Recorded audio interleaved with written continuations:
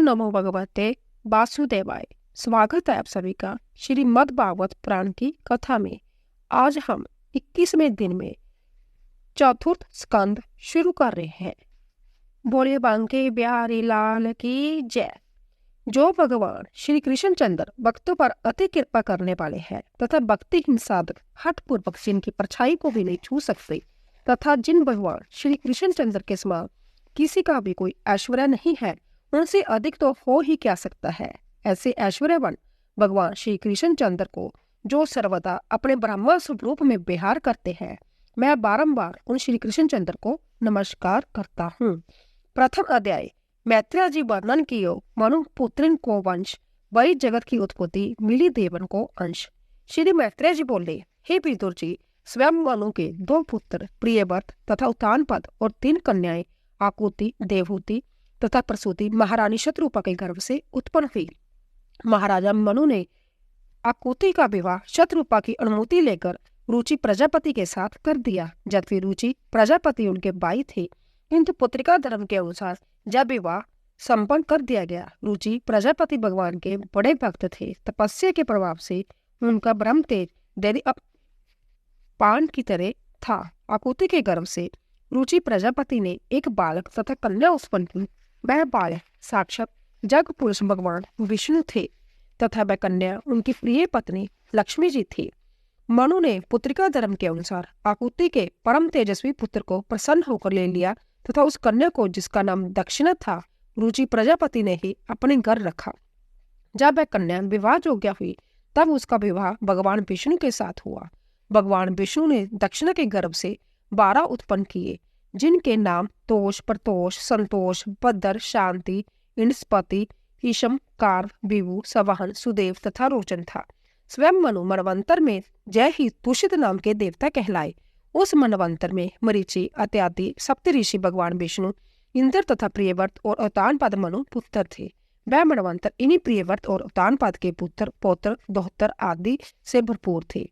हे पितर जी, मनु ने देवहूति का विवाह परम तेजस्वी कदर्म जी के साथ किया। तीसरी कन्या प्रसूति को दक्ष प्रजापति ने ग्रहण किया। इस सारी त्रिलोकी में उनकी सृष्टि फैली हुई है। हे पितर जी, मैंने देवहूति तथा कदर्म जी से उत्पन्न 9 कन्याओं का वर्णन पहले ही कर दिया था। वह कन्याएं 9 ब्रह्म ऋषियों को ब्याही दी गई। श्री मारीचि ऋषि को कदर्म जी की कला नाम की बेटी ब्याही थी, जिससे कश्यप तथा पूर्णिमा नाम के 2 पुत्र उत्पन्न हुए, जिनकी उत्पत्ति से जयसारा विषव है। पूर्णिमा के वर्ज और विषव में 2 पुत्र और देवकुल्य नाम की एक पुत्री उत्पन्न हुई। यही अगले जन्म में गंगा नदी के रूप में प्रकट हुई। अत्रि जी की स्त्री अनुसूया के गर्भ से दत्रेय, दुर्वासा तथा चंद्रमा नाम के 3 पुत्र भगवान विष्णु, शंकर तथा ब्रह्मा के अंश रूप प्रकट हुए। विदुर जी बोले, हे मैत्रेय जी, इस संसार को उत्पन्न करने वाली, पालने वाली तथा मारने वाली इन तीनों शक्तियों ने किस कारण अत्रि मुनि के जहाँ अवतार लिया। मैत्रेय जी बोले, हे विदुर जी, ब्रह्म ज्ञानियों में श्रेष्ठ अत्रि मुनि को ब्रह्मा जी ने सृष्टि उत्पन्न करने के लिए कहा। तब वह दोनों तपस्या के हेतु अक्षयबाण पर्वत पर गए। उस पर्वत पर एक विशाल अशोक तथा पलास का वन था, जहाँ पर निवंद्या नदी बहती थी। उस सुंदर वन में अत्रि मुनि प्राणायाम से अपने को वश में करके 100 वर्ष पर्यंत केवल बाजू आहार करके एक पैर से खड़े रहे। उनकी इच्छा भगवान के समान पुत्र उत्पन्न करने की थी। उनकी तपस्या के प्रभाव से प्रभावित होकर भगवान ब्रह्मा, विष्णु तथा महादेव तीनों उस स्थान पर आए। उस समय देवता लोग पुष्पों की वृष्टि करने लगे। तीनों महान शक्तियों को देखकर अत्रि मुनि अति प्रसन्न हुए तथा एक पैर से खड़े होकर पृथ्वी पर लेटकर साष्टांग प्रणाम किया तथा उनकी पूजा की। वह तीनों ही आदि देव अपने अपने वाहनों पर चढ़े हुए थे। उनके नेत्र कृपा की वृष्टि कर रहे थे। मंद मंद मुस्कान तथा मंद हास्य कृपा वृष्टि कर रही थी। अत्रि मुनि उनके तेज को देखकर चौंधिया गए तथा नेत्र बंद करके मधुर शब्दों में उनकी प्रार्थना करने लगे। अत्रि मुनि बोले, हे जगत के नियंता, आप ही अपने 3 गुणों से, रजोगुण से ब्रह्मा, तमोगुण से शंकर तथा सतोगुण से विष्णु रूप धारण करते हो। मैं आपको कोटि कोटि प्रणाम करता हूँ। जिनका मैंने चिंतन किया था, आप तीनों में से वह कौन है? श्री मैत्रेय जी बोले, हे विदुर जी, अत्रि मुनि के ऐसे वचन सुनकर नारायण की वह तीनों शक्तियां हंसी और बोली, हे ब्रह्मदेव, तुमने जिस जग पुरुष भगवान की आराधना की थी वह हम तीनों ही है। तुम संत्य संकल्प हो। तुम्हारा संकल्प पूर्ण करने के लिए हम तीनों अपने अंश रूप से उत्पन्न होंगे। इतना कहकर वह तीनों देव मुनि को देखते देखते अंतर्धान हो गए। फिर समय आने पर विष्णु के अंश से दत्तात्रेय जी, महादेव जी के अंश से दुर्वासा ऋषि तथा ब्रह्मा जी के अंश से चंद्रमा उत्पन्न हुए। हे विदुर जी, अब मैं अंगिरा के वंश का वर्णन करता हूँ। अंगिरा ऋषि की पत्नी शारदा के गर्भ से सिनीवाला, ओहुराका, अनुमति ने 4 कन्याएं उत्पन्न हुई। उनके 2 पुत्र तथ्या तथा बृहस्पति जी भी उत्पन्न हुए। पुलत्स्य जी की पत्नी हरभू के गर्भ से अगस्त्य मुनिका तथा विशर्वा उत्पन्न हुए। अगस्त्य जी अगले जन्म में जठराग्नि बने तथा विशर्वा के इंद्रवीड़ा नाम की पत्नी से कुबेर उत्पन्न हुए। उनकी दूसरी पत्नी कैसिनी के गर्भ से रावण, कुंभकर्ण तथा विभीषण जय 3 पुत्र उत्पन्न हुए। महर्षि पुलय की पत्नी गति के गर्भ से कर्मश्रेष्ठ, वरयान तथा सविष्णु 3 पुत्र उत्पन्न हुए। महर्षि कृतु की धर्म पत्नी क्रिया के गर्भ से बाल, फिलिपादि 60 सहस्री ऋषि उत्पन्न हुए।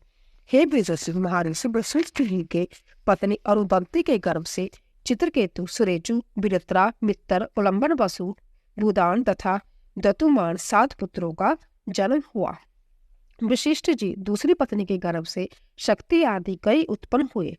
अर्थवर्ण ऋषि की पत्नी चेती के गर्भ से दधीचि नामक तपस्वी पुत्र उत्पन्न हुए, जिनका दूसरा नाम अशिरा था। हे विदुर जी, भृगु ऋषि की पत्नी ख्याति से दाता, विदाता नाम के 2 पुत्र तथा श्रीराम की कन्या उत्पन्न हुई। दाता विदाता दोनों ऋषियों को मेरु ऋषि की पुत्री ख्याति तथा नियति ब्याही थी। उन पत्नियों से मृकुंड तथा प्रण नाम के पुत्र उत्पन्न हुए। मृकुंड के मार्कंडेय तथा प्रण के वेदशिरा ऋषि उत्पन्न हुए। भृगु जी के पुत्र कार्व से शुक्राचार्य उत्पन्न हुए। हे विदुर जी, इन सब ब्रह्मा ऋषियों ने संतति उत्पन्न करके सृष्टि को बढ़ाया। मनुष्य जी की तीसरी पुत्री प्रसूति दक्ष प्रजापति को ब्याही गई थी। उस प्रसूति के गर्भ से 16 कन्याएं उत्पन्न हुई, जिनमें दक्ष प्रजापति ने ब्रह्मा जी की आज्ञा से 13 कन्याएं धर्म को, 1 कन्या अग्नि को, 1 कन्या पितृगण को तथा 1 कन्या भगवान शंकर को ब्याह दी। धर्म की 13 पत्नियों के नाम शारदा, मैत्री, दया, शांति, दृष्टि, पृष्टि, क्रिया, उन्नति, बुद्धि, मैदा, तितिक्षा, देवी तथा मूर्ति थे। उन पत्नियों ने कर्मश, शुभ, प्रसाद, अव्यय, सुख, मोह, अहंकार, जोग, दर्प, अर्थ, स्मृति, क्षेम तथा लज्जा नाम के 13 पुत्र उत्पन्न किए। मूर्ति देवी के गर्भ से भगवान नर नारायण के उत्पन्न होने पर देवता लोग अति प्रसन्न हुए और उनकी पूजा करने लगे। वह ही नर नारायण दुष्टों का संहार करने के लिए अर्जुन तथा श्री कृष्ण के रूप में अवतार लिए। अग्निदेव ने स्वाहा के गर्भ से पावक, पवमान तथा शूषी नाम के पुत्र उत्पन्न किए। इस तीनों से 45 प्रकार की अग्नि प्रकट हुई। वह ही पिता तथा पितामह सहित 59 अग्नि कहलाए। पितृगणों से सुदा नाम की पत्नी के द्वारा धारणी तथा ब्योना नाम की 2 कन्याएं उत्पन्न हुई। इन दोनों का वंश नहीं चला। भगवान शंकर की पत्नी सती की भी कोई पुत्र उत्पन्न नहीं हुआ, क्योंकि सती जो अवस्था में ही अपने पिता दक्ष प्रजापति के जग में भस्म हो गई थी। दूसरा अध्याय, भगवान शिव तथा दक्ष प्रजापति की शत्रुता। दक्ष प्रजापति के लिए नहीं शिव की ने प्रणाम। क्रोधित होता दक्ष ने दीन शाप दी ही ठाव। विदुर जी बोले, हे मित्र जी, मुझे जय सुनकर बड़ा आश्चर्य है कि दक्ष प्रजापति के जग में सती जी क्यों भस्म हो गई तथा शांति मूर्ति आत्माराम भगवान शंकर से दक्ष प्रजापति की शत्रुता क्यों हो गई। श्री मैत्रेय जी बोले, हे विदुर जी, एक समय संपूर्ण प्रजापतियों ने जग किया, जिसमें सब बड़े बड़े देवता, ऋषि, महर्षि आदि पधारे। उस काल प्रजापति दक्ष भी उस जग में आए। उनके तेज से संपूर्ण जग मंडप सूर्य के समान जगमगाने लगा। उनके स्वागत के लिए ब्रह्मा जी तथा शंकर जी के अतिरिक्त संपूर्ण प्रजापति, ऋषि, महर्षि तथा देवता उठ खड़े हुए। शिव जी का ऐसा व्यवहार देखकर दक्ष प्रजापति को बड़ा क्रोध आया और बोले, हे देवताओं तथा ऋषि, महर्षियों, मेरी बात सुनो। मैं अहंकार वश नहीं कह रहा हूँ, किंतु लोक मर्यादा तथा शिष्टाचार की रक्षा के हेतु कहता हूँ कि यह निर्लज शंकर सब लोकपालों की कीर्ति को मिट्टी में मिला रहा है। इसने अहंकारवश सत्पुरुषों के आचरण को भी धूल में मिला दिया है। मैंने बोला, शंकर सत्पुरुष समझकर अपनी सुंदर कन्या सती इसको ब्याह दी। इस नाते से विजय मेरे पुत्र के समान हुआ। इसको उठकर मेरा सम्मान करना चाहिए था, मुझे प्रणाम करना चाहिए था, किंतु इसने ऐसा नहीं किया। मेरी इच्छा न होते हुए भी इस अपवित्र भ्रष्ट कर्म करने वाले, कमंडी, धर्म की मर्यादा को उल्लंघन करने वाले भूत प्रेत के साथ ही इस नंग दड़ंग पागल को मैंने अपनी कन्या दे दी। जय शरीर में बसम लगाता है, कंठ में नर मुंडों की माला पहनता है, जय तो केवल नाम मात्र का शिव है, वैसे अमंगल रूप है, जे बड़ा मतवाला तमोगुणी है। मैंने अपने पिता ब्रह्मा जी के कहने से अपनी परम सुंदरी कन्या इसे दे दी। श्री मैत्रेय जी बोले, हे विदुर जी, दक्ष प्रजापति ने संपूर्ण देवताओं तथा ऋषि महर्षि के सम्मुख सदाशिव भगवान शंकर का इस प्रकार अपमान किया और उनसे बुरा भला कहा। भगवान शंकर चुपचाप बैठे हुए निरंतर भाव से सुनते रहे। यह देखकर दक्ष प्रजापति का क्रोध और भी बढ़ गया और वह महादेव जी को श्राप देने के लिए उद्यत हो गए। उन्होंने श्राप दिया कि इस अशिव को इंद्र, उपेंद्र आदि बड़े बड़े देवताओं के साथ जग का भाग ना मिले। उन्हें ऐसा करने से सबने रोका, किंतु उन्होंने किसी की ना सुनी और श्राप देकर घर को चले गए। जब महादेव जी के गण नंदीश्वर को श्राप का पता चला, तब उसने दक्ष को श्राप दिया और बोला, जो नीच अभिमान वश भगवान शंकर से बैर करता है, वह मूर्ख दक्ष तत्व ज्ञान से हीन हो जावे। जय दक्ष जग आदि अनुष्ठान करता रहता है, किंतु फिर भी पशु के समान है, इसीलिए जय स्त्री लपट होवे और इसका मुख बकरे के समान हो जावे। जो इसके अनुआजी हो और वह भगवान शंकर से द्वेष करते हो, वह जन्म मरण के चक्कर में पड़ते रहे। शंकर जी से बैर करने वाले कर्म कांड करके बख्शा बख्श अन्न ग्रहण करे तथा संसार में भीख मांगते फिरे। नंदीश्वर का ऐसा घोर श्राप सुनकर भृगु जी ने यह श्राप दिया कि शिव भक्त शास्त्रों के विरुद्ध कर्म करने वाले तथा पाखंडी हो, उन्हें सूरा अति प्रिय होवे। श्री मैत्रेय जी बोले, हे विदुर जी, भृगु मुनि के ऐसे घोर श्राप को सुनकर भगवान सदाशिव कुछ खिन्न से होकर अपने अनुचरों के साथ वहां से चले आए। उन प्रजापतियों ने 1 सहस्र वर्षों में उस यज्ञ को पूर्ण किया और प्रयाग में जगांत स्नान करके अपने घरों को चले आए। तीसरा अध्याय, सती का दक्ष प्रजापति के ग्रह जाना। पिता जग सुनकर सती मन में अति हर्षाई, कर उल्लंघन पति बचन पहुंची पितृग्रह जाए। श्री मैत्रेय जी बोले, हे विदुर जी, दक्ष प्रजापति तथा भगवान शंकर में बैर विरोध बढ़ता ही गया। कुछ काल पश्चात ब्रह्मा जी ने दक्ष को सब प्रजापतियों का स्वामी बना दिया गया। इस कारण दक्ष का गर्व और अधिक बढ़ गया। उसने अनेकों जग किए, पहले वाजपेय जग किया, फिर बृहस्पति जग किया।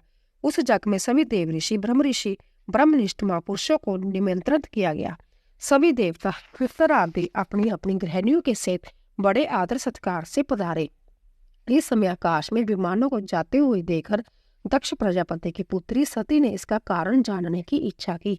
सती ने देखा असंख्य विमान कैलाश के निकट होकर जा रहे हैं, जिनमें गंधर्व तथा जगों की अति सुंदर स्त्रियां रत्न आभूषण से सुसज्जित होकर अपने अपने पतियों के साथ जा रही है। उन्होंने आश्चर्य में होकर उसका कारण शंकर जी से पूछा और बोली, हे देवादिदेव, मैंने सुना है कि मेरे पिता तथा आपके ससुर दक्ष प्रजापति ने एक बड़ा भारी यज्ञ किया है। मुझे प्रतीत होता है कि यह देवता जग गंधर्व अपनी अपनी पत्नियों से सज सज कर तथा विमानों में बैठकर वहीं जा रहे हैं। वहां पर अन्य संबंधी भी अपने इष्ट मित्रों के साथ तथा मेरी बहनें भी अपने पतियों के साथ अवश्य ही पधारी होगी। मेरी इच्छा है कि मैं भी आपके साथ पिता के जग में जाकर अपने पिता माता के उपहार को स्वीकार करूं। मेरा मन माता पिता, बहनों, मौसियों आदि को देखने के लिए बड़ा इच्छुक है। हे भगवान, आप संसार की उत्पत्ति करता है। जय त्रिगुणमयी सृष्टि आपके में विराजमान है, किंतु मैं स्त्री जाति होने से आपके तत्व ज्ञान से अज्ञान हूँ। इसी कारण अपनी जन्मभूमि देखने के लिए मैं अति उत्सुक हूँ। हे पतिदेव, बहुत सी स्त्रियां जिनका मेरे पिता दक्ष से कोई भी नाता नहीं है, किंतु वह भी अपने पतियों के साथ उस जग की शोभा देखने के लिए बड़े आनंद से जा रही है। मेरे तो वो पिता है, मुझे तो अवश्य ही जाना चाहिए। आप ये कहेंगे कि बिना बुलाए वहां नहीं जाना चाहिए, तो इसके लिए यह है कि पति, गुरु, माता पिता तथा इष्ट मित्रों के जहां बिना बुलाए भी जा सकते हैं। हे कृपानाथ, आप मुझ दासी पर कृपा करके मुझे वहां पर जाने की आज्ञा अवश्य दीजिए। श्री मैत्रेय जी बोली, सती को अपने पिता के जहां जाने की उत्कंठा तथा उत्सुकता देखकर शंकर जी को दक्ष प्रजापति के पूर्व वैमनस्य का ध्यान हो आया और उसके दुर्वचनों का स्मरण करके हंसते हुए बोले, हे प्रिय, तुम्हारे यह कथन सत्य है कि गुरु, माता पिता तथा बंधुजनों के जहां बिन बुलाए भी जा सकते हैं, किंतु यह तभी हो सकता है जब उनसे कोई द्वेष भाव ना हो। उस दक्ष प्रजापति को अति अभिमान है, उसका विवेक अभिमान के कारण नष्ट हो चुका है। सत्पुरुषों के 6 गुण तप, धन, बल, क्षमा, जुवास्ता तथा उच्च गुण होते हैं और नीच पुरुष में जय ही अवगुण बन जाते हैं। उन्हें इन गुणों की प्राप्ति से अहंकार बढ़ जाता है। ऐसे अभिमानी तथा अनादर करने वाले संबंधी के जहाँ कदापि नहीं जाना चाहिए। अस्तर के गावों की पूर्ति तो कुछ काल से में हो जाती है, किंतु कुवचनों से विदे हुए मर्म स्थानों में जो गाव उत्पन्न होते हैं उनकी पीड़ा कभी दूर नहीं होती। जय, मैं जानता हूँ कि तुम प्रजापति की प्रिय पुत्री हो, किंतु मेरे आश्रय होने के कारण तुमको भी वह अपमान जनित दृष्टि से देखता है, इसलिए तुम्हें वहां जाने पर सम्मान प्राप्त नहीं होगा। हे सुंदरी, तुम जय कहोगी कि आपने मेरे पिता का आदर क्यों नहीं किया। तो हे सुंदरी, तत्व ज्ञानी परमेश्वर के अतिरिक्त किसी को प्रणाम नहीं करते तथा मस्तक नहीं झुकाते। वे तो केवल भगवान वासुदेव को ही अपना सिर झुकाते हैं तथा उन्हें प्रणाम करते हैं। ऐसे देवमान्यों के सम्मुख कभी नम्रता प्रकट नहीं करते। जिसका अंतकरण शुद्ध नहीं उसमें वासुदेव का वास नहीं। जिस अंतकरण में वासुदेव का वास नहीं उसके लिए मस्तक नहीं झुकाया जाता। मैं केवल शुद्ध चित्त से भगवान वासुदेव का ही चिंतन करता हूँ, इसलिए हे सुंदरी, मैंने उनका कोई तिरस्कार नहीं किया। उन्होंने ही कटु वचनों से मेरा अनादर किया। दक्ष प्रजापति तुम्हारे पिता है, किंतु मेरे शत्रु होने के कारण तुमको बाण नहीं जाना चाहिए और न उनके अनुआजों को देखने की इच्छा करनी चाहिए। हे प्रिय, तुमको मेरी बात अवश्य माननी चाहिए। यदि ऐसा न करोगी तो इसका फल तुम्हारे लिए उत्तम न होगा। ऐसा कहकर भगवान शंकर शांत हो गए। बोलिए बांके बिहारी लाल की जय।